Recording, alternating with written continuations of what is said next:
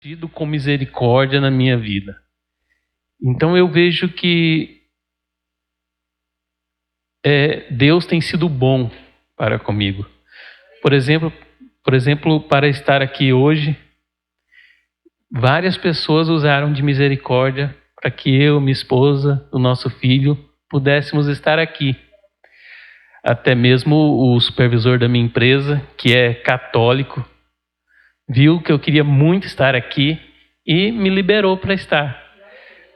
Isso não é comum, é uma empresa muito grande e não é comum isso acontecer, ainda mais que eu não sou funcionário de destaque, nada disso. Sou um funcionário comum. Então, mas diante de Deus não existem pessoas comuns. Existem filhos individualmente. Deus olha para cada um dos seus filhos como únicos, porque Ele olha para nós através de Jesus. E por isso que eu e você somos tidos por Deus com tanto apreço e com tanto cuidado. Abra sua Bíblia comigo lá em Mateus capítulo 9, versículo 13. Eu quero argumentar nessa manhã para vocês pensarem o que Jesus ensinou de fato os seus discípulos durante os 3 anos que ele esteve, que o seu ministério esteve tão efetivo nesse mundo. Jesus viveu entre 33 a 35, 36 anos e apenas por 3 anos ele esteve efetivo no ministério para o qual ele veio a esse mundo. E nesses 3 anos ele se dispôs a ensinar uma única coisa aos seus discípulos. Através de tudo que ele ensinou a eles, uma coisa foi o principal, e é sobre esse assunto que eu quero falar essa manhã. 9:13, encontraram aí? E diz assim: e acrescentou: agora vão e aprendam o significado desta passagem das Escrituras. Quero que demonstrem misericórdia e não que ofereçam sacrifícios. Vamos orar. Senhor, obrigado pelo teu amor, pela tua misericórdia, pelo seu poder. Obrigado por cada irmão e irmã que está aqui nessa manhã. Obrigado porque o Senhor é bom e o Senhor é aquele que cuida de nós.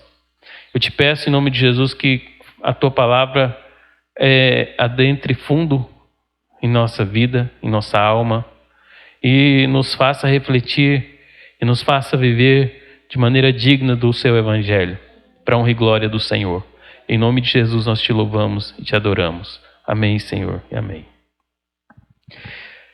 Esse texto de Jesus aqui, que Jesus está dizendo, ele está falando isso para os fariseus. Se você voltar um pouco mais aí, no capítulo 9, no início, vocês vão perceber que Jesus vinha fazendo algumas curas. E aí ele passa e chama um homem que estava na coletoria, que é Mateus.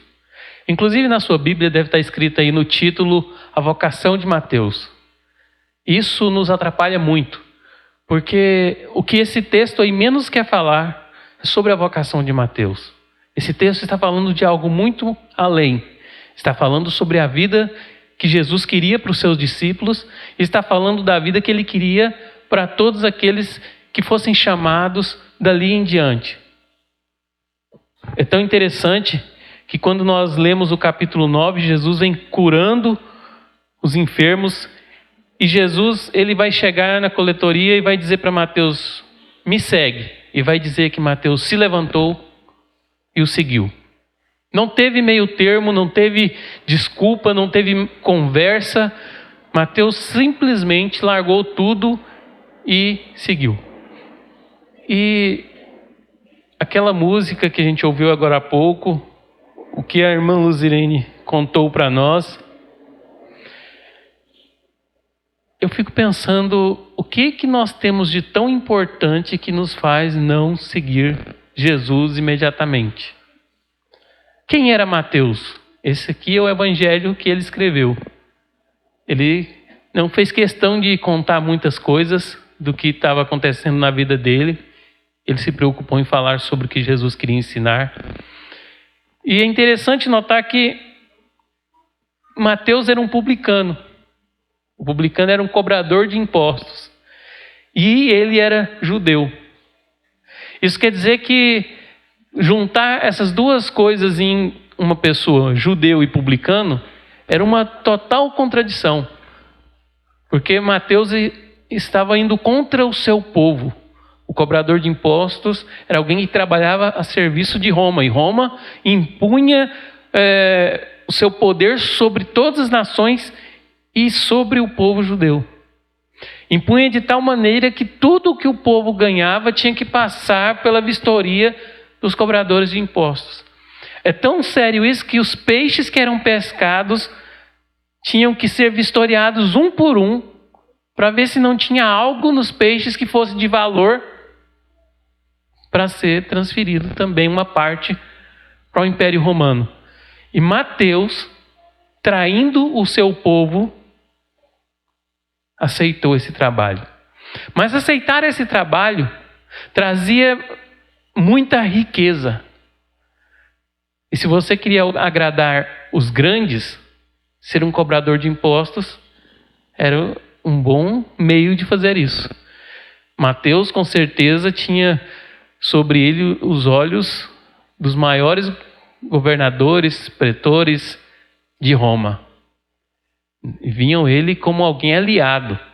E se tivesse uma guerra contra os romanos, Mateus com certeza teria um lugar com a escolta que o levaria para ficar a salvo. Ele não sofreria com esse impasse. Então Mateus estava no auge, naquilo que era o mais elevado de uma condição da sua época que alguém poderia desejar em um trabalho. Mas diante do seu povo, Mateus era a pior raça que existia. Tanto que aí nos próprios textos, os versículos anteriores, você pode ler que eles diziam publicanos e pecadores. Porque publicano era um sinônimo de pecador. E na verdade, às vezes, era até pior do que os pecadores. Porque ele era colocado numa classe ao lado dos pecadores. E se falava ainda publicanos e pecadores, e não pecadores e publicanos. Os publicanos eram uma condição que para o judeu não merecia nada de Deus. E foi esse indivíduo que foi, pelo Evangelho de Mateus, faz parte daqueles primeiros que Jesus passou, só olhou e chamou. Vem e me segue. E eu fico pensando, Mateus era judeu, aceitando essa condição, a ânsia que Mateus tinha por um libertador. Porque para ouvir alguém que tinha começado o seu ministério, não estamos falando aqui de um Jesus que tinha 20, 30 anos de ministério, grandes multidões o perseguindo e ouvindo as suas pregações. Temos aqui um homem que começou há poucos meses o seu ministério. E nós vemos Mateus largando tudo e seguindo esse homem. O que aconteceu em Mateus? É disso que Jesus vai falar no versículo 13 que nós acabamos de ler. Os fariseus diz que quando Jesus chamou Mateus, Mateus fez uma festa na sua casa e chamou todo mundo que ele conhecia. Só gente boa. Porque ele não conhecia ninguém dos fariseus, ele não conhecia ninguém dos saduceus, ele não conhecia ninguém do povo que o respeitasse. Todo mundo que ele conhecia dessa gente odiava ele. Então quem que ele poderia chamar? Quem? Os publicanos e os pecadores. Foi essa gente que ele chamou. E diz que então ele chamou Jesus, fez uma festa com essa gente. já começou aí o trabalho missionário, numa festa. Uma festa na casa de um publicano que se arrependeu. E ele chamou essa gente e começou a festa, e aí apareceram os fariseus. E os fariseus, ao invés de chegar em Jesus, como eles eram assim, gente covarde, que Jesus faz questão de chamar várias vezes de hipócritas, raça de víboras, eles chegaram em quem? Nos discípulos. Espera aí, o mestre de vocês está se juntando com essa gente. Mas Jesus, atento a tudo como ele era, ele ouve, chega e diz, espera aí.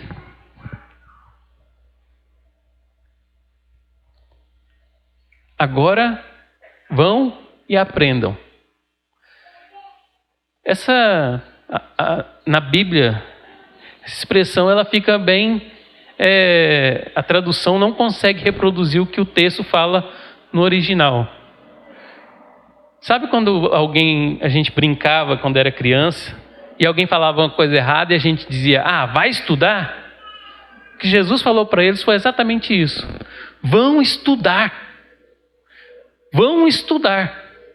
E esse texto vai aparecer de novo no capítulo 12, versículo 7 de Mateus. Jesus 2 vezes fala a mesma coisa aos fariseus. Vão estudar e aprendam o que diz a Escritura. Quero que demonstrem misericórdia e não que ofereçam sacrifícios. Esse texto está lá em Oséias capítulo 6.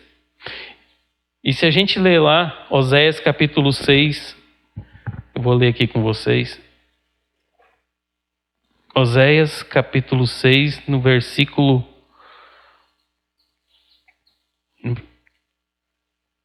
Oséias 4, 5 e 6. Ó Israel e Judá, que farei com vocês? Seu amor se dissipa como a neblina da manhã e desaparece como o orvalho à luz do sol. Enviei meus profetas para despedaçar vocês, para matá-los com minhas palavras, com julgamentos inescapáveis como a luz. Versículo 6. Quero que demonstrem amor e não que ofereçam sacrifícios. Quero que me conheçam mais do que desejo holocaustos. Oséias escreveu isso aqui como uma profecia do Senhor a Israel, vários séculos antes do que Jesus está dizendo para os fariseus. Os fariseus eram parte da profecia, ou parte daqueles que sofreram a profecia que Jesus havia falado, que Deus havia falado por meio de Oséias. Ó Israel, ó Judá, o que eu vou fazer com vocês? E aí aqui está, o tema dessa manhã é a misericórdia no trabalho missionário. Quando Deus fala para Israel, ó Israel, ó Judá, o que eu vou fazer com vocês? E onde eu li aí amor, é a palavra que em outras versões também tem misericórdia. E é a mesma palavra que Jesus usou. O que eu vou fazer com vocês? Porque vocês deixaram a misericórdia ir. No Antigo Testamento e no Novo Testamento, uma coisa que liga tudo é esse amor, essa misericórdia. E essa misericórdia é o que faz com que tudo aquilo que o reino de Deus pode fazer nesse mundo aconteça. Se não há misericórdia, não há reino de Deus. Porque, como diz a própria Bíblia, as misericórdias de Deus são a causa de não sermos consumidos. Tudo que nós podemos pensar sobre a fé, sobre aquilo que o Alexandre falou aqui ontem, sobre o que está acontecendo na religiosidade brasileira, tudo que nós podemos pensar sobre questionar, se não houver misericórdia, não há reino de Deus. Porque Deus quer que a sua misericórdia apareça e resplandeça através dos seus discípulos. Mas afinal, o que é misericórdia? Essa palavrinha que a gente gosta tanto de falar tantas vezes. Misericórdia, irmão. Misericórdia. Tem misericórdia. Senhor, tem misericórdia. A gente joga ela ao vento e nem sabe às vezes o que ela quer dizer. E esse texto, quantas vezes você já ouviu esse texto ser pregado? Misericórdia quero e não sacrifício. Porque a realidade é que nós preferimos falar de tantas outras coisas do que falar de misericórdia. Primeiro, porque a gente não sabe o que é. Segundo, porque a gente tem medo de saber. Porque saber nos chama a um compromisso inevitável, que é o que aconteceu com Mateus naquela coletoria. Ele viu que um Jesus misericordioso passou ali. E quando ele viu Jesus, Jesus disse: vem e me segue. Esse homem só pode ser duas coisas. Ou ele é um louco, ou ele é um Messias. E eu vou atrás dele. Eu vou dar uma de louco. Porque os misericordiosos dão uma de louco. Os misericordiosos transbordam a loucura que o mundo diz. Isso é loucura. Quem vai fazer isso? Quem vai largar tudo? Quem vai largar essa regalia do Império Romano? E vai seguir tudo isso que é uma utopia aos olhos do mundo. Porque o reino de Deus, aos olhos daqueles que se perdem, é uma utopia. Utopia significa não caminho, uma falta de caminho. Eles não veem, eles veem um muro, eles veem um beco sem saída. Apenas aqueles que estão em Cristo conseguem enxergar e ver que dentro do guarda-roupa tem uma porta. Vocês entenderam a referência de Nárnia? Consegue abrir o guarda-roupa e enxergar uma porta. Porque aprende o caminho da misericórdia. E a misericórdia, a palavra que é usada tanto no hebraico quanto no grego, a palavra misericórdia no hebraico, ela vem de hesed. E o que é hesed? Hesed era algo que era principalmente a Deus e poderia ser traduzido por amor fiel, fidelidade, bondade. Mas uma tradução que ela se encaixaria era aquele que sente um profundo apreço pelo necessitado. Aquele que vê o necessitado e sente um profundo apreço. E quando sente esse apreço, ele age. Foi a mesma coisa que Deus, olhando para o homem caído, sentiu e agiu. E agiu de tal maneira que deu o seu filho para morrer por nós. Essa é a misericórdia de Deus. A misericórdia de Deus é a causa de não sermos consumidos, porque Deus, olhando para o homem, Ele conseguiu enxergar no homem uma bondade que a gente não tem. Ele olhou para nós e viu a sua imagem e semelhança e disse: eu vou morrer por eles, porque eles são meus filhos, as minhas criaturas, e eu disse quando os criei: eles são muito bons. E Deus então, o hesed que aparece ali em Oséias, essa misericórdia, é o que faltava a Israel. E faltava de tal maneira que Deus olhou: o que eu vou fazer com vocês? Vejam aqui como um pai preocupado. Um pai que quer que eles resolvam a vida deles. E ele diz: o que eu vou fazer com vocês? Se você estudar aí os profetas menores, Oséias é um dos profetas menores, você vai descobrir que existe uma linha temática entre os profetas menores, que é uma preocupação com a necessidade social.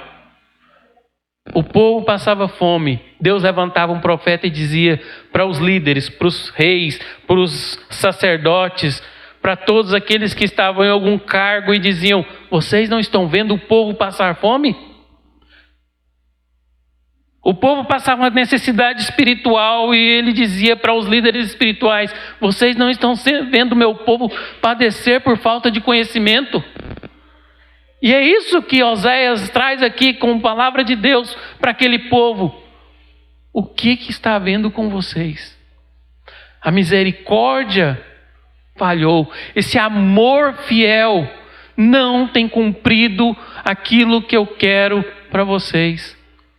Vocês têm falhado. E aí, quando nós falamos de uma igreja brasileira, o que não existe de fato, existem igrejas no Brasil, porque igreja mesmo é só a celestial, aquela que há de estar com Cristo quando Ele voltar, que se encontrará com Ele. Quando nós falamos de uma igreja que tem olhado para o necessitado e não tem feito nada. Onde está a misericórdia? E Deus olha para nós e diz: ó Goiânia, ó São Luís dos Montes Belos, ó Pontalina, ó São Paulo, ó Rio de Janeiro, o que eu vou fazer com vocês? Porque eu estou procurando a misericórdia em vocês e não estou encontrando. Eu estou procurando esse amor que age de acordo com a minha fidelidade e não estou encontrando. Eu estou olhando e não estou vendo. Jesus aqui, ele diz isso para os fariseus, que eram mestres da lei, conhecedores da lei.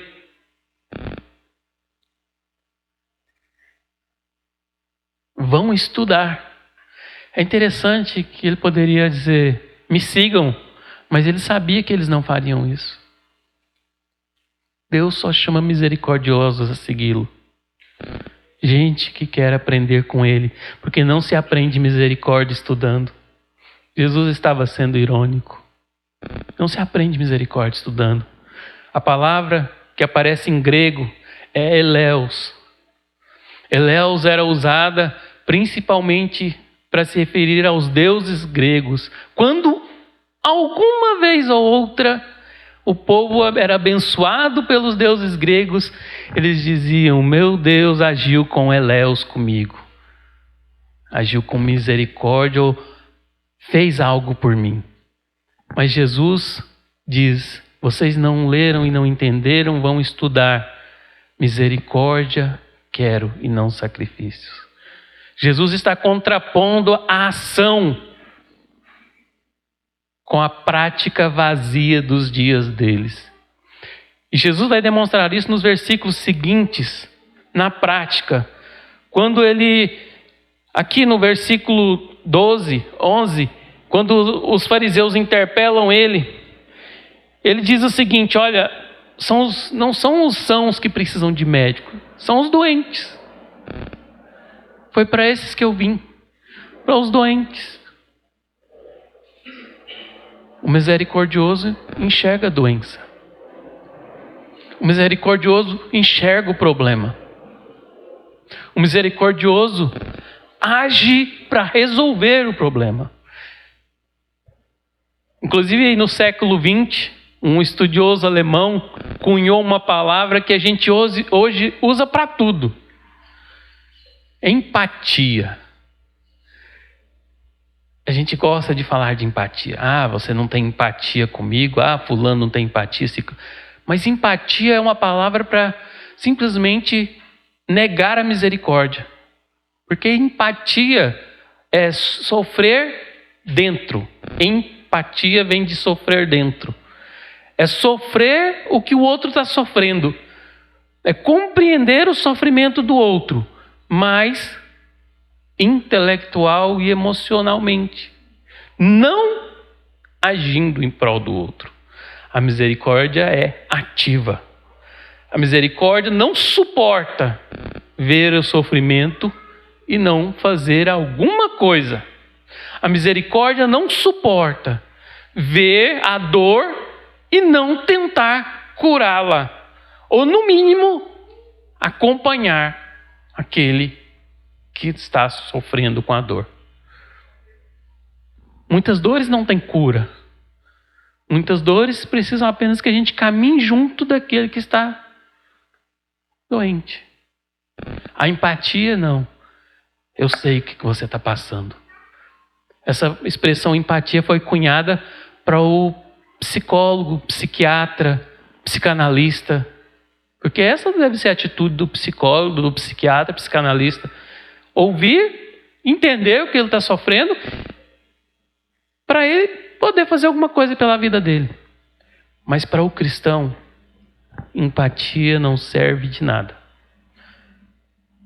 Para nós, precisa ser misericórdia. E Jesus, no versículo 14 e 17, sai dali. Naquele momento que está acontecendo tudo aquilo ali, é interpelado novamente pelos discípulos de João Batista. Pelo visto, eles foram enganados, ou talvez não foram enganados, mas se deixaram levar, porque queriam assim, pelos fariseus. Porque eles chegam para Jesus e dizem assim: mestre, por que os fariseus e nós, ou nós e os fariseus, jejuamos e os seus discípulos não? Por quê? Vejam a falta de misericórdia. Um publicano foi salvo. Vários publicanos e pecadores estavam ali para ouvir sobre o reino.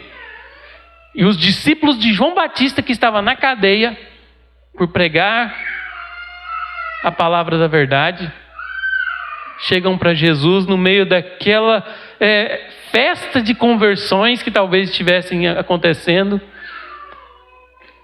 E ao invés de falarem: Senhor, nos ensina a sermos assim, eles dizem a preocupação teológica: nós e os fariseus jejuamos, por que os seus discípulos não? E Jesus fala assim: podem por acaso os amigos do noivo, a expressão no original é filhos das núpcias. Se a gente quiser trazer a palavra mais perto disso, seriam os paraninfos, mas ainda assim ainda está longe da nossa realidade. Ele diz: como podem os amigos do noivo jejuar enquanto o noivo está com eles ali, enquanto o noivo está presente? Um dia haverá que o noivo será tirado e aí sim eles jejuarão. Porque enquanto há alegria, deveria-se evitar o jejum. Mas quando houver tristeza, aí sim os meus discípulos jejuarão. E os discípulos de João, creio que não entenderam nada, mas Jesus usou a mesma figura de linguagem da qual ele falou, da qual João Batista já havia falado. Eu sou apenas um amigo do noivo. João Batista entendia o que é misericórdia. Os seus discípulos não. E os discípulos de Jesus estavam começando a entender. Estavam começando a ver que o mestre era misericordioso. Obrigado.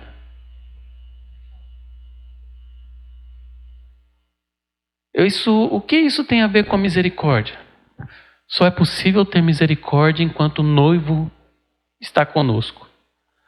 Só é possível aprender a ter misericórdia enquanto nós temos a presença de Cristo com a gente. Não é possível aprender a ter misericórdia através de nenhum ritual. Eu oro. Eu jejuo. Eu leio a Bíblia. Eu estudo teologia. Eu sou mestrado, eu sou doutorado em teologia. Eu faço um trabalho com o povo não sei de onde. Eu vou lá uma vez no mês e faço um trabalho e vou embora. Não é possível aprender misericórdia através de rituais, através de cerimonialismo, através de nada disso. Então, como que se aprende misericórdia? Versículo 27 diz que Jesus saiu dali. Enquanto ele andava, se vocês lerem aí, vocês vão encontrar duas histórias antes, que é a de Jairo. da filha dele que estava morta, e ele foi pedir Jesus para poder ir lá na casa dele para curar a filha, e tocou em Jesus e foi curada também. E aí depois, provavelmente depois ele já ter ido na casa de Jairo, já ter curado essa mulher com fluxo de sangue, no versículo 27 diz assim: depois que Jesus saiu dali, 2 cegos foram atrás dele gritando: Filho de Davi, tenha misericórdia de nós. Esses 2 cegos eram as pessoas que mais enxergavam no meio de todo mundo que estava ali. Mais do que os fariseus podiam ver. Porque eles tocam no ponto que os fariseus não sabiam, que Jesus mandou eles ir aprender. Vão aprender, misericórdia quero. Eles olham Jesus passando, olham, né? O cego olha. Eles escutam Jesus passando e clamam: Filho de Davi, tem misericórdia de nós. Sabe o que é dizer filho de Davi? Eles tinham uma mínima noção de que Jesus era o Messias. Os cegos estavam atentos que Jesus era o Messias, de que Ele era Senhor e de que Ele poderia curá-los. E eles clamam pela única coisa, que é por misericórdia. Haja em favor da nossa necessidade. A palavra misericórdia, ela pode ser traduzida, é interessante que essa palavra foi traduzida para o latim, e ela tem a junção de 2 palavras, misere, que é miséria, e cardia, ou cors, que é coração. É o coração que age em favor do necessitado. O necessitado reconhece que precisa de misericórdia, e o necessitado se agarra àquilo que pode atendê-lo.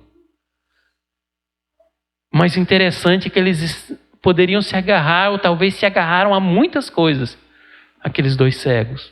Mas agora, quando passou Jesus ali, eles disseram: eu não estou agarrado ao cerimonialismo, eu não estou agarrado ao misticismo, eu estou agarrado a uma certeza, que ele disse que ele é o Messias. Filho de Davi, tem misericórdia de mim. Age em favor da minha necessidade. Age naquilo que eu não consigo agir. Age naquilo que eu estou tentando há anos mudar e não consigo mudar. E diz que então Jesus chamou eles, eles se aproximaram dele. Ele tocou nos olhos dele e disse: faça-se conforme a sua fé. Misericórdia só funciona para quem tem fé. Se eu e você dizemos que temos misericórdia ou que temos fé, essas 2 coisas precisam andar juntas. E como é que a gente tem fé se Deus fala vem e a gente não vai? Se a gente não tem coragem de fazer o que Mateus fez,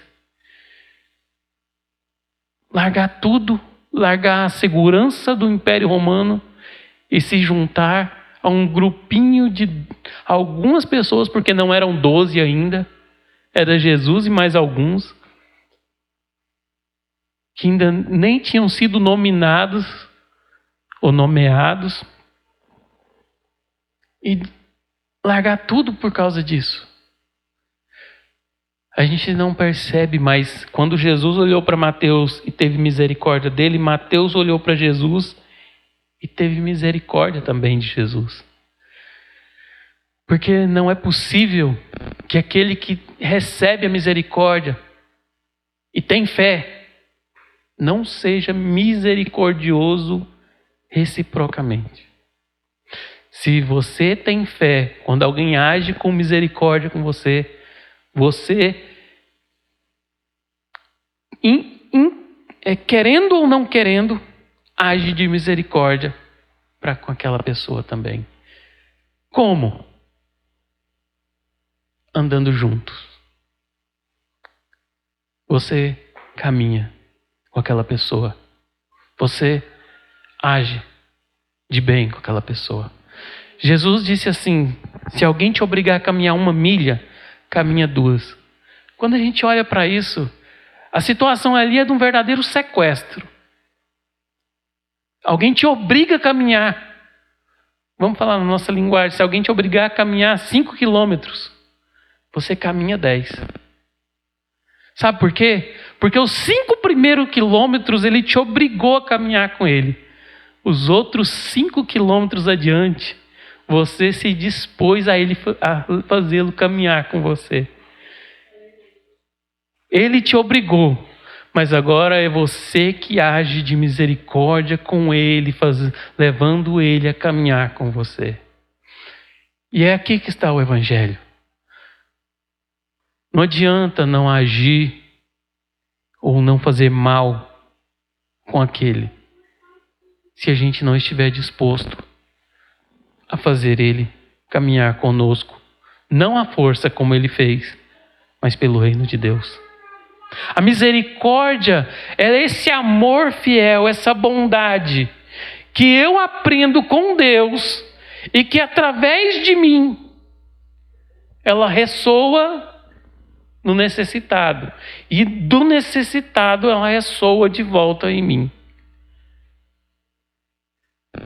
E quando ela faz esse ressoar de mim para ele, de Deus para mim, de mim para o necessitado e do necessitado para mim, o mundo à volta começa a ouvir um barulho que incomoda.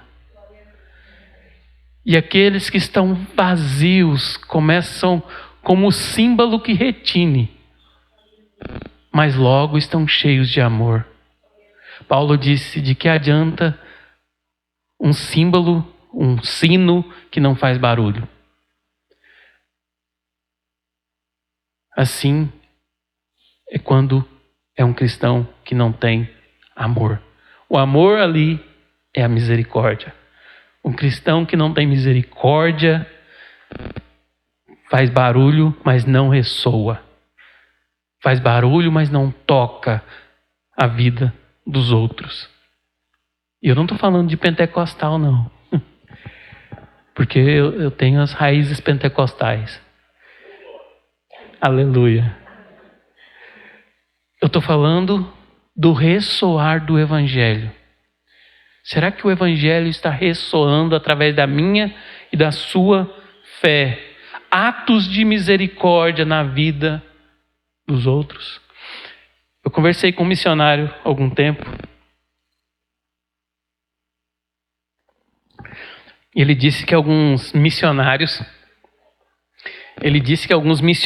que estavam lá naquele país iam para os cultos no domingo, cantavam, louvavam, liam a Bíblia, pregavam, ajudavam as pessoas de lá, mas quando terminava o culto, eles iam embora para casa e a semana toda não tinham relacionamento com ninguém do povo.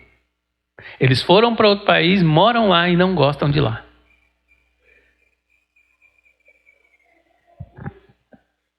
Gente vazia.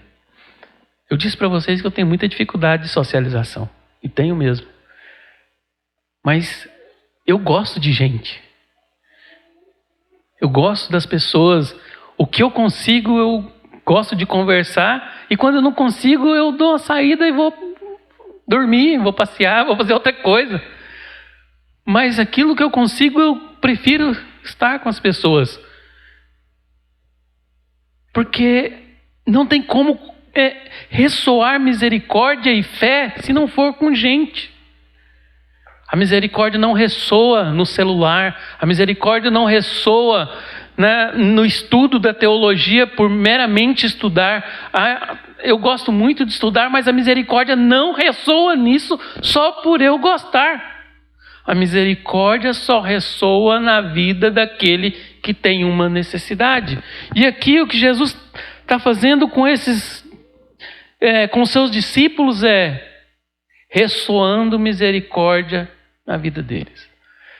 Ele disse para os fariseus: vão estudar, Mas ele chamou os seus discípulos e disse: me segue.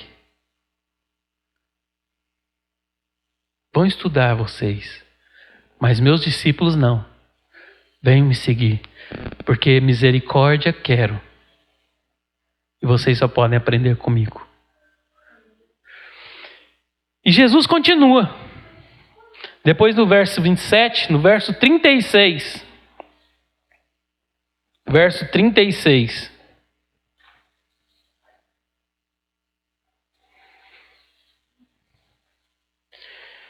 Diz assim: quando viu as multidões, teve compaixão delas, pois estavam confusas e desamparadas como ovelhas sem pastor.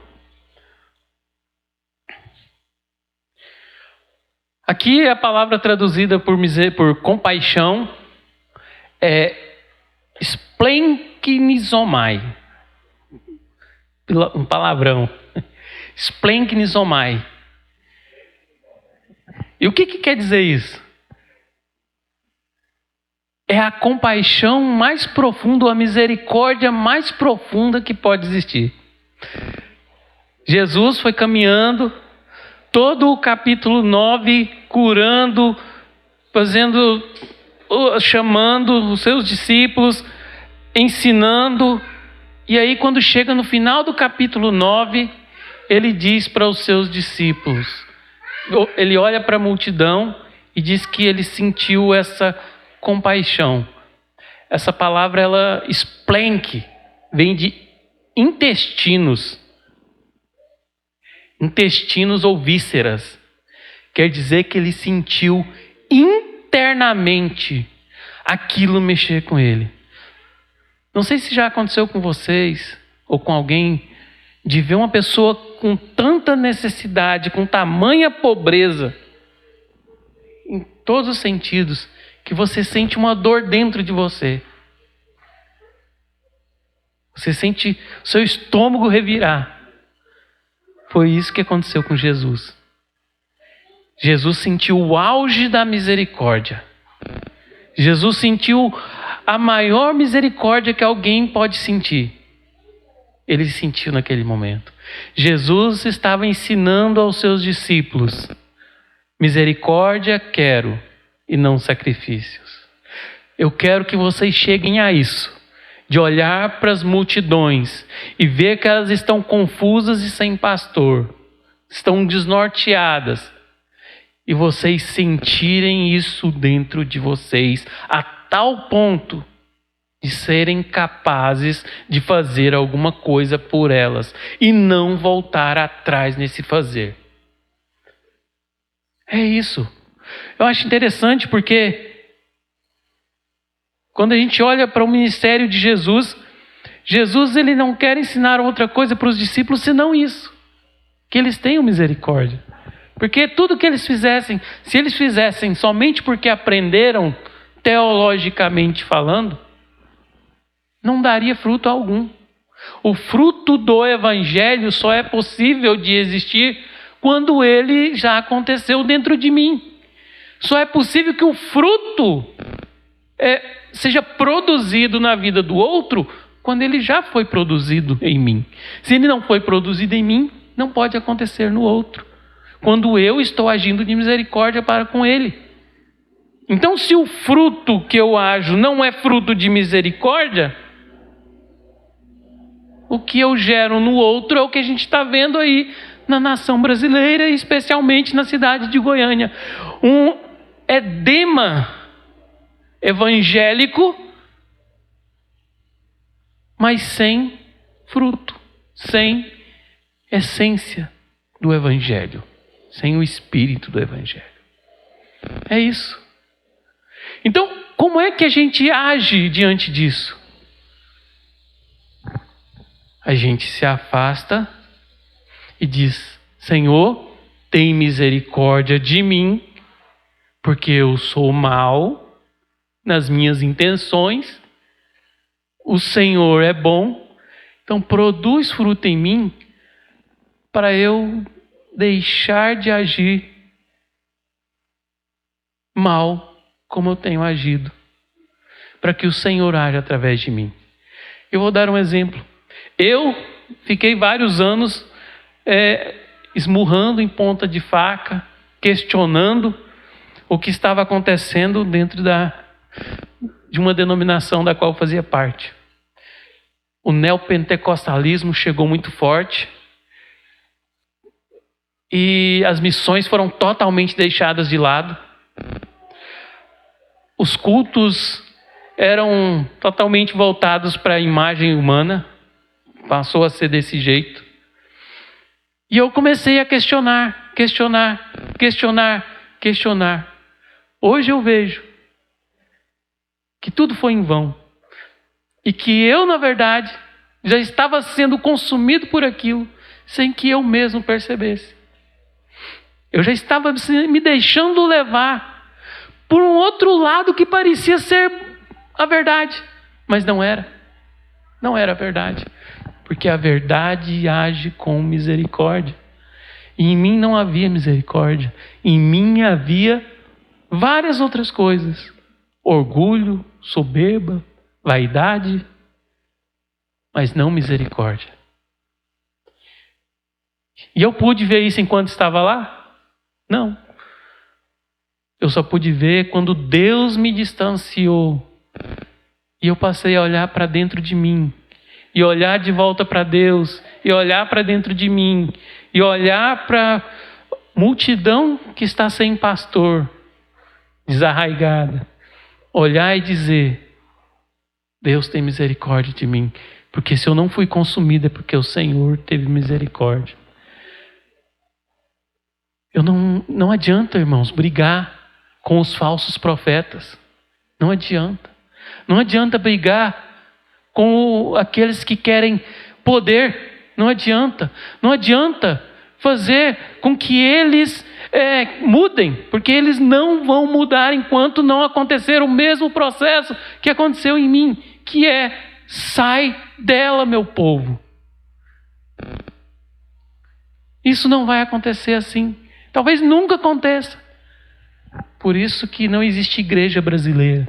Existe servos de Jesus, apesar dessas denominações brasileiras. Então existe servo de Jesus em muitos lugares.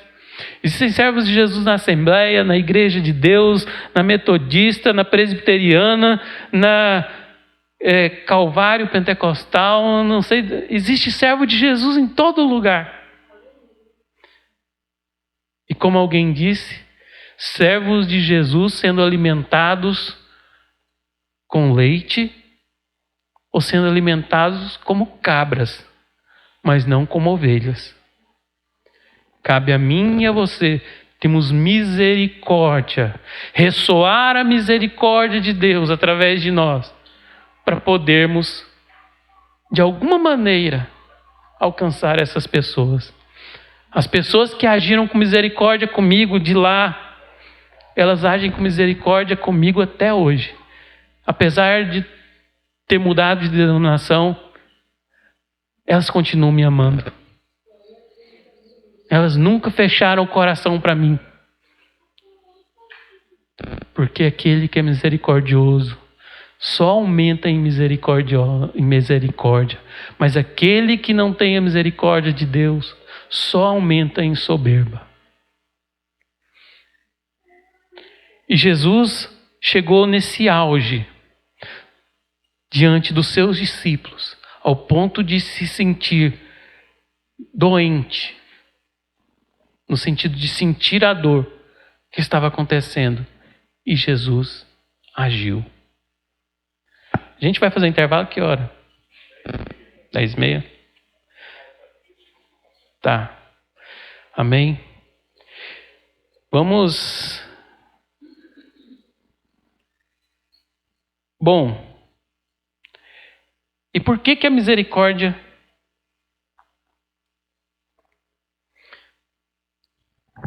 é tão primordial no trabalho missionário? Você já tem a resposta, né? A gente não tem que ser como os fariseus, parar para aprender A gente não tem que começar a estudar para ter misericórdia. Ah, você está dizendo que estudar não é necessário? É extremamente necessário estudar. Extremamente indispensável estudar. Mas a gente não precisa parar para estudar. A gente pode ir estudando pelo caminho. A gente pode ir aprendendo pelo caminho. E seguindo os passos do mestre e aprendendo no caminho. Não tem outra maneira de aprender misericórdia senão caminhando. A gente não aprende misericórdia quando está orando. Ah, você está dizendo que não tem que orar? Não. Eu estou dizendo que se eu só orar e não fizer, não há misericórdia que aconteça. Eu vou orar pelo irmão que está passando fome. Tiago diz, se você vir o seu irmão passar necessidade, orar por ele e dispensá-lo com as mãos vazias, você não agiu com amor, você não agiu com fé. A misericórdia são as obras do cristão. As obras, elas não salvam, mas elas são uma corrente atrelada à salvação. Não tem como eu dizer que sou salvo se as misericórdias não me acompanham. Se a misericórdia não me segue. Se a misericórdia não anda comigo. Irmãos, eu estou falando isso porque eu já sou um misericordioso? Não. Como eu disse no início, eu estou falando isso porque eu tenho experimentado misericordiosos na minha vida. Em meio a tudo esse turbilhão que me deixa confuso também muitas vezes, de um Brasil distorcido no sentido da igreja, as pessoas que agiram com misericórdia foram aquelas que eu trago até hoje na minha mente e no meu coração. E é por isso que eu falo de misericórdia. Não é porque eu tenho chegado lá, mas é porque no caminho que eu tenho andado, tenho encontrado pessoas que têm agido de misericórdia comigo. Quando eu não consigo agir. Eu tenho muitos problemas de saúde, muitas deficiências e até pouco tempo eu achava que eu conseguia fazer de tudo. E de repente eu comecei a enxergar a minha vida de uma outra ótica. A ótica de que, na verdade, eu não consigo fazer de tudo. Eu consigo fazer algumas coisas. E a maioria das coisas que eu consegui de fato fazer foi porque outras pessoas estavam usando de misericórdia comigo. Por isso que a misericórdia é tão indispensável no trabalho missionário. Porque algumas pessoas que estão lá no campo missionário, talvez algumas delas até salvas, elas só vão aprender a agir com a misericórdia através de mim ou de você que estamos aqui hoje. Quando a gente estiver lá. Talvez está faltando você lá para ressoar na vida dessa pessoa a misericórdia de Deus que ressoa na sua vida. Mas se a misericórdia de Deus não está ressoando através de mim ou de você, essas pessoas vão ficar lá esperando eu e você. Eu já ouvi duas coisas que são díspares. A primeira é, se você não for, Deus levanta outro. E a outra é, se você não for, aquelas pessoas vão se perder. E as duas coisas são contraditórias e não refletem a verdade. Primeiro que para aquelas pessoas serem salvas, elas não dependem de mim. Elas dependem de Jesus. Jesus pode alcançá-las com a sua misericórdia, independente de um cristão nunca chegar lá, naquele lugar, seja onde for. E segundo, se eu não for, de fato, Deus não vai levantar outro. Se eu não for, Deus não vai levantar outro. Porque existem pessoas que só eu e você podemos tocar na humanidade. Ah, de onde você inventou isso? Porque existe uma única pessoa que podia tocar todas as pessoas da humanidade. E se ele não tivesse vindo, eu e você nem estaríamos aqui. Sim? Vai consertar?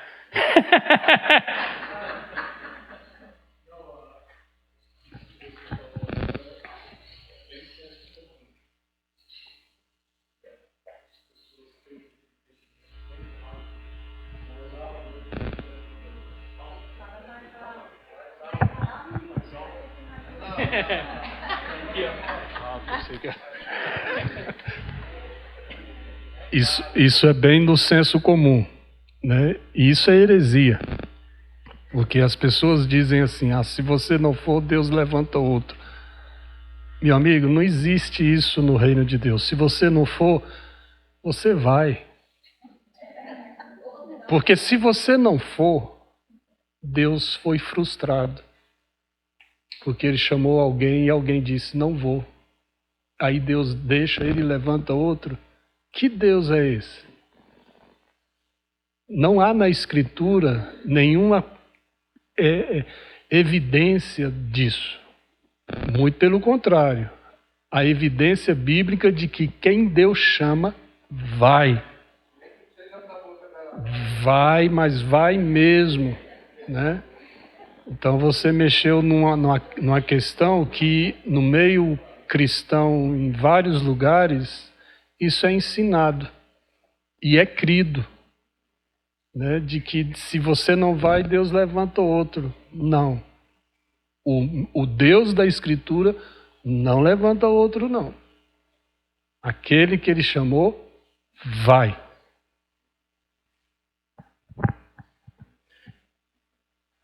Então, não tem como outra pessoa agir de misericórdia no seu lugar.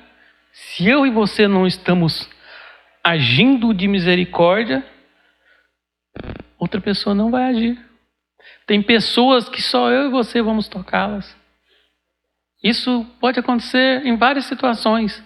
Seja na sua escola, no seu trabalho, na sua rua.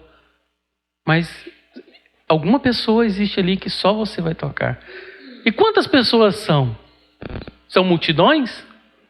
Não, talvez seja uma. Talvez seja uma pessoa. Não precisam ser várias. Talvez pode ser do outro lado do Pacífico, do Atlântico, seja lá onde for. Talvez pode ser agora. Mas no que nós estamos atentos? Nós estamos atentos à misericórdia de Deus em nós para transmitir essa misericórdia, ou nós estamos atentos aos afazeres do dia a dia, aos rituais do dia a dia, eu tenho que orar, eu tenho que fazer isso, eu tenho que fazer aquilo. Você está dizendo que eu não tenho que orar de novo? Não estou dizendo isso. Orar faz parte da essência do cristão. Ter comunicação com Deus faz parte da essência do cristão.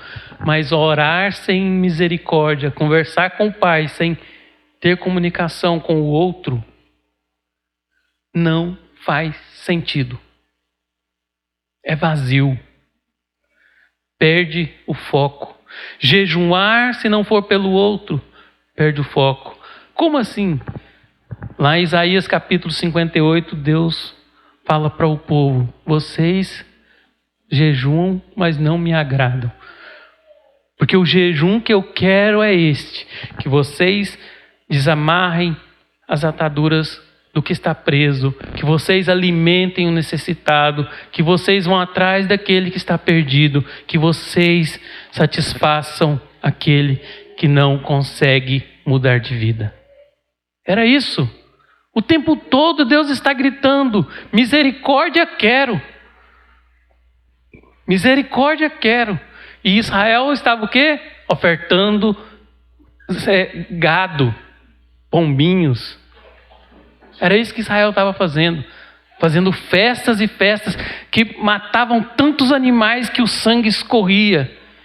E quando a gente lê, Deus fala assim: misericórdia quero e não sacrifícios.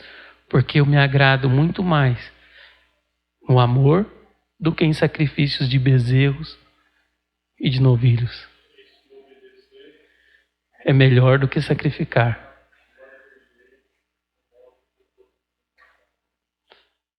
Enquanto que, na verdade, ele está falando de outra coisa, de obedecer à vontade de Deus, independente do que a gente tinha que fazer para Deus. Eu vou sacrificar porque é o que Deus quer. Eu vou dar meu dízimo porque é o que Deus quer. Eu vou dar minha oferta porque é o que Deus quer.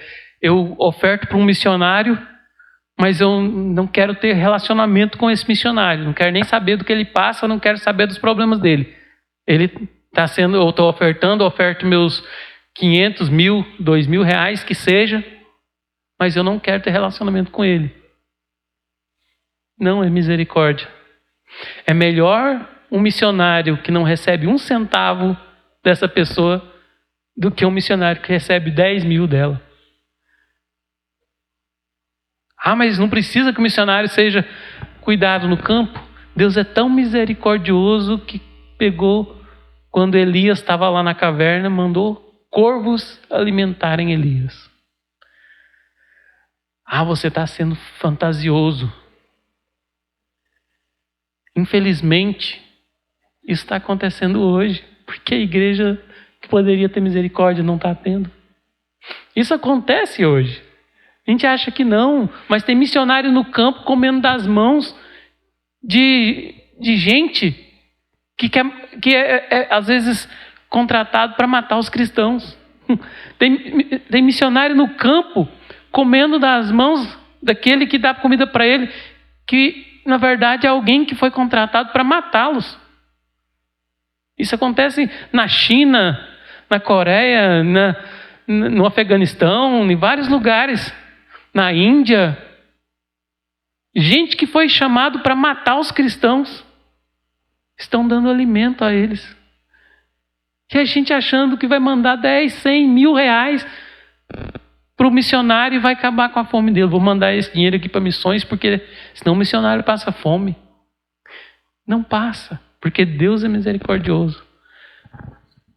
Por isso que Deus quer misericórdia através de mim e de você. Pode dar um intervalo, né?